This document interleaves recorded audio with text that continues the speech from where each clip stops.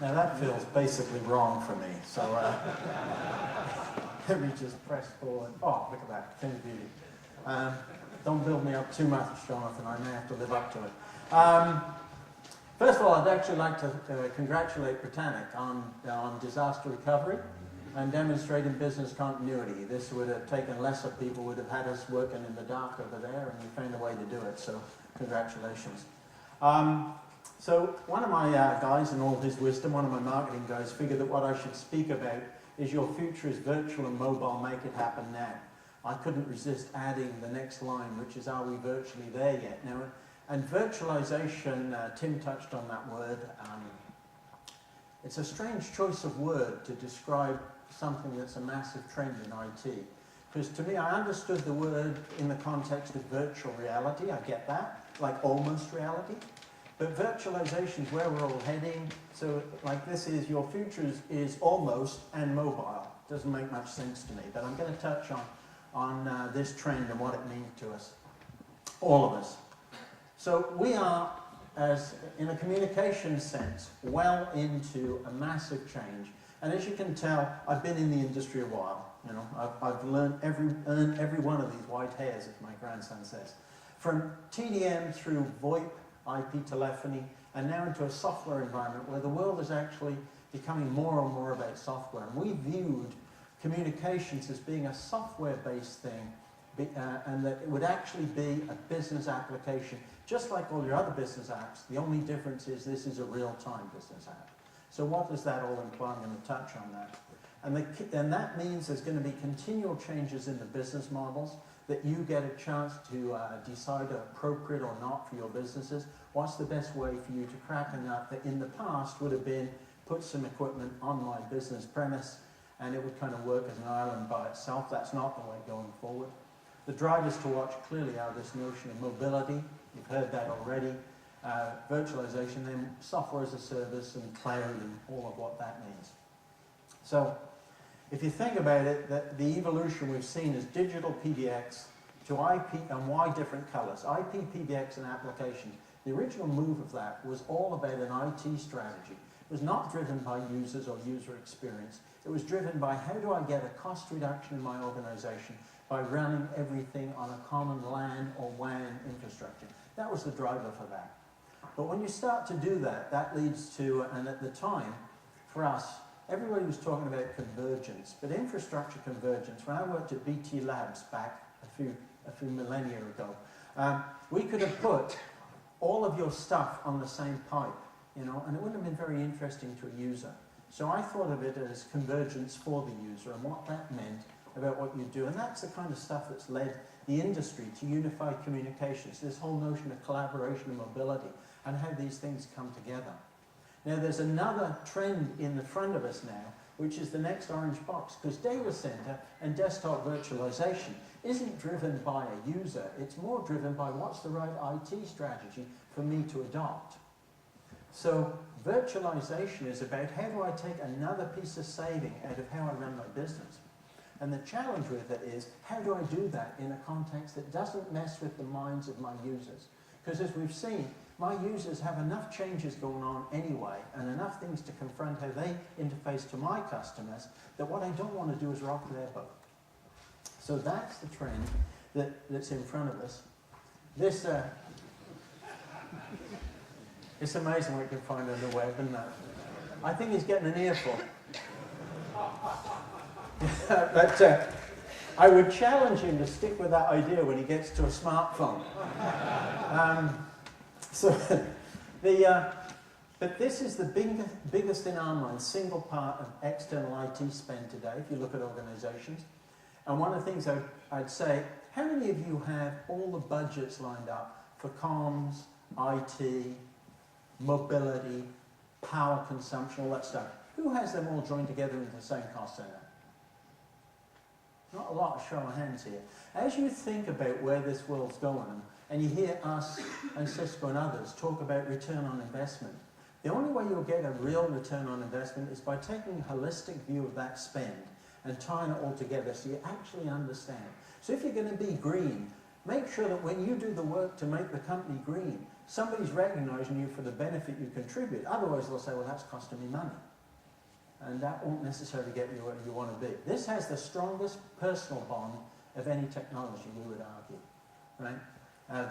The degree to which, particularly the generation that is my kids, I don't think they, I think some of them have now forgotten how to talk. But 4.6 billion mobile users globally already, growing like a rocket. It's the strongest demographic link. In other words, the younger users use this differently than the old guys like me. It's redefining the desktop experience. So Gartner says, forgive me, I've only seen the US research, but 23% of business endpoints in 2 years' time will be only smartphones. No desktop device, just a smartphone. So that changes the way you need to think about life, because now it can't be Don's smartphone. It has to be Don at Mitel's smartphone and everything that means about me using it as a business component. It is also the key element of Bring Your Own. And Tim touched on the impact of hiring. We've seen it with professional services companies particularly, trying to hire top talent at a university.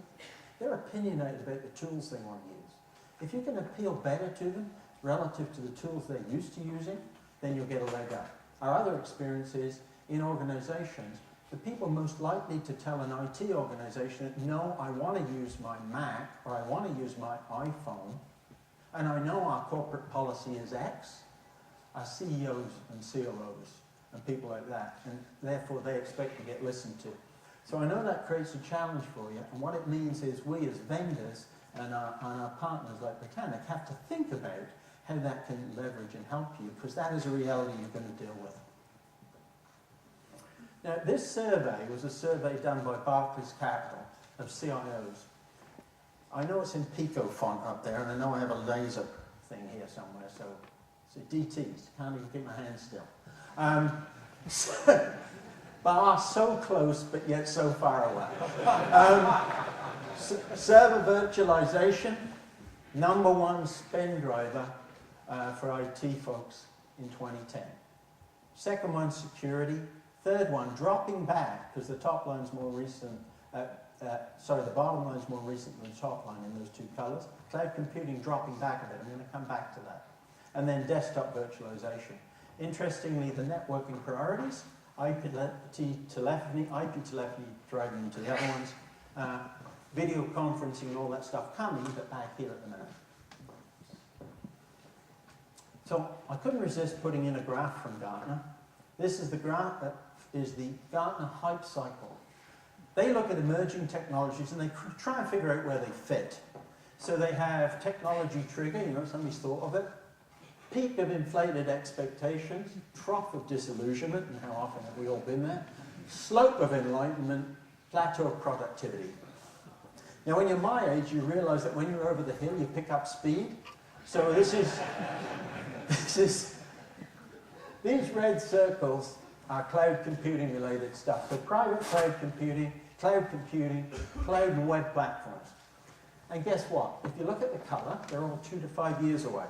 If I showed you the hype cycle from the previous year, it would have one category called cloud computing. It was still at the peak of inflated expectations, and it was still 2 to 5 years away. So kind of an interesting thing. But why does it matter?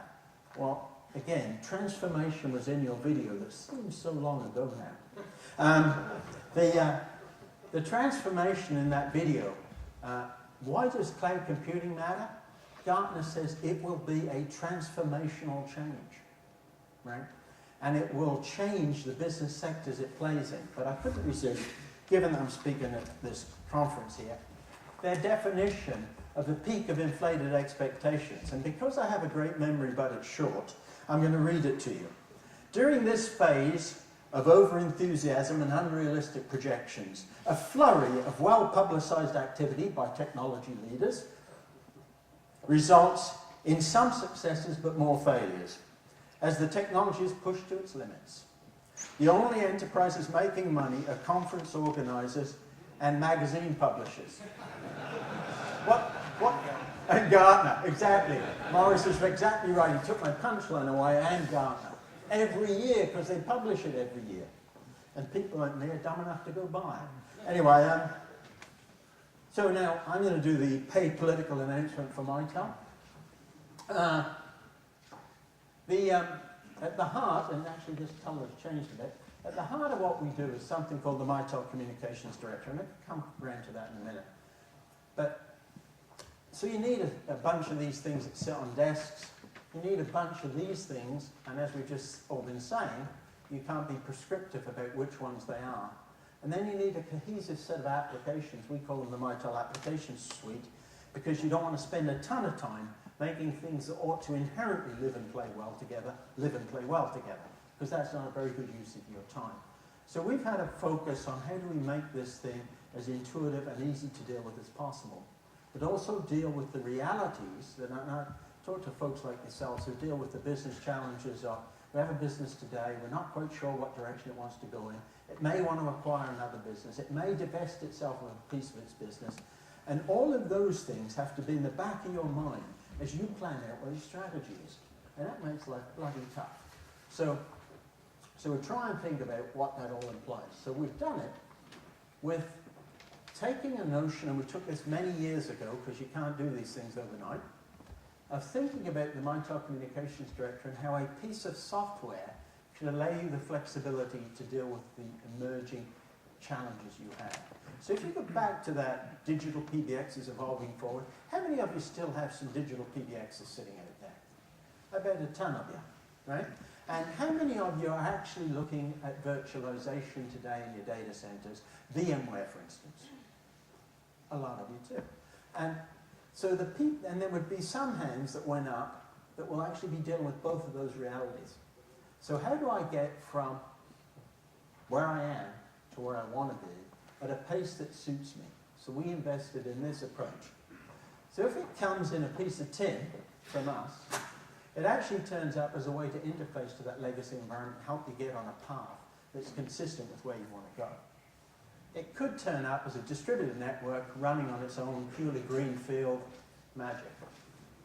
It could be fully redundant, it could run in your data center, or it could run in VMware. So June last year, we in VMware announced that Mitel had developed with VMware, after 12 months of R&D, a joint, the first time ever that a real-time application was running under VMware. Right? And why did we do it? Because this is an inevitable change. And I always say to people, if the change is inevitable, drive it. Because whatever you do, it's going to happen to you. So you can run it virtualized. You can then take that virtualized thing and throw it up in the cloud.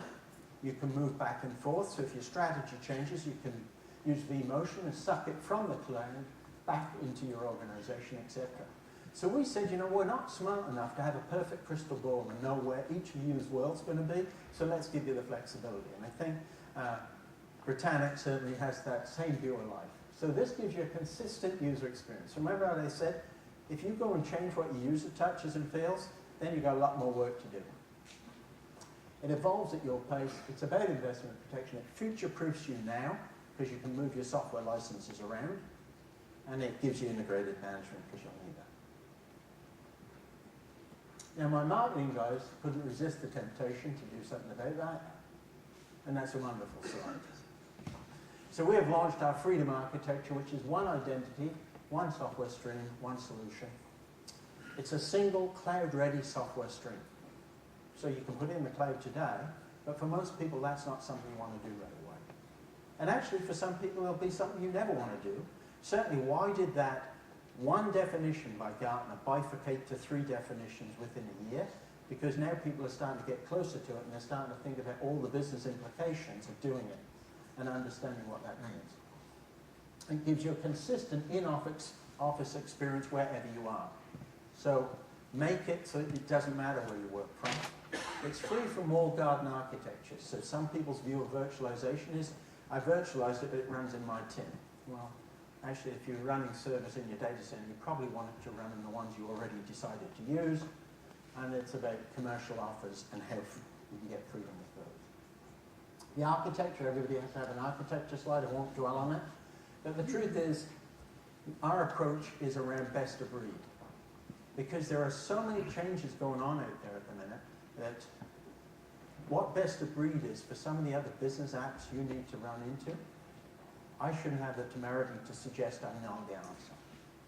So working into all of those environments, but really realizing that virtualization is absolutely a certainty, that train has already left the station, and then saying that at the end of the day, it's about any device. And there are raft of tablets out there. There's going to be a bigger raft of tablets out there. There's going to be a raft of cell phone and regular devices, smartphones. So how do you work with those realities and how do you leverage them? And then at the same time, leverage how your network's going to evolve. How much is wireless going to impact you in general? So it's about then, and you could read the direction of all these mobile devices. Which one's going to play big time? Microsoft, I don't think they're in the room, but Microsoft seems to have lost with Windows Mobile the momentum. They're trying to get it back now with 7. Jury's out. Android absolutely has momentum. iPhone has momentum. The research last week published says that they expect Blackberry to still lead in businesses through to about 2015 at least. So that OS is going to have momentum. And it's really about working into all of them.